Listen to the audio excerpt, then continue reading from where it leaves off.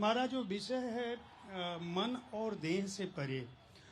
जब मैं ये विषय हम तय कर रहे थे, हमारी संपादकीय टीम तय कर रही थी, तो हमें ये लगा कि एक स्त्री का जो अस्तित्व है, उसका जो लेखन है, उसके मन के जो राग हैं, उसके जो आकांक्षाएं हैं, उसकी जो अपेक्षाएं हैं, उसका जो भी लिखना है, जो भी वो सर्जती है अपने जीवन में, यहाँ तक कि एक घर में अगर कोई सामान भी खरीदती है तो उसको कहाँ रखा जाए, यह उसके लिए भी वो बहुत मेहनत करती है।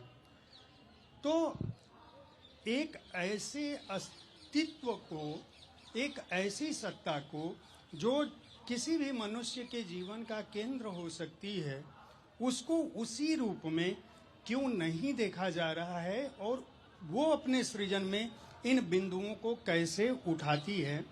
आप लोग सभी का परिचय सईद जी ने दे दिया है, इसलिए मैं ये जानना चाहूँगा आपसे, आप ही के मन में, कि आप एक स्त्री के रूप में अपनी रचनाओं से, अपनी रचनाओं के साथ किस रूप में सर्जती हैं और अपने को कहाँ देखती हैं। शुरुआत मैं रेणु जी से ही करता हूँ, एक सीरियल से हम आते चले जाएंगे। सभी को नमस्कार और धन्यवाद इस मंच से जोड़ने के लिए, ताकि हम अपनी बात रख पाएं और बिल्कुल पारदर्शिता के साथ रख पाएं। और सवाल ये है कि हम लेखन के मामले में अपने आप को कहाँ तक, कितना हम अपने लेखन को अपने आप से जोड़ते हैं और किस ईमानदारी से लिख पाते हैं। मेरे ख्याल से सवाल ये है।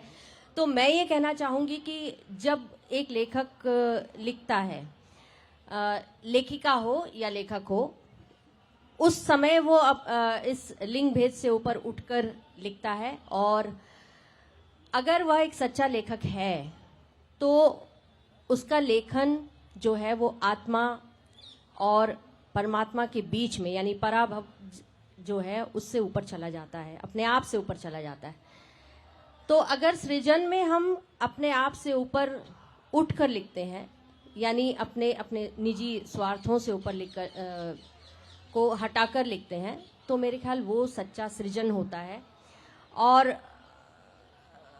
तब हम अपने आप को सही मान भी पाते हैं। हमारा जो परीक्षा है, हमारा जो टेस्ट है, उसी टाइम हो जाता है हमारे साथ, हम कितना आत्मसंतुष्ट हुए। ये सच्ची आत्मसंतुष्टि तभी मिल सकती है जब हम सच्चे भाव लिख रहे हैं।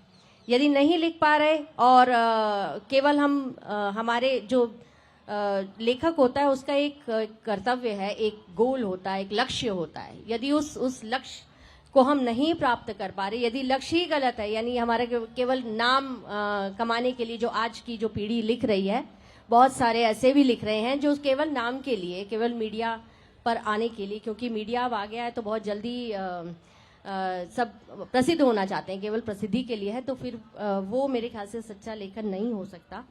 अपनी भावनाओं को ईमानदारी से पेश करना एक सच्चा लेखक हो सकता है। जी, धन्यवाद।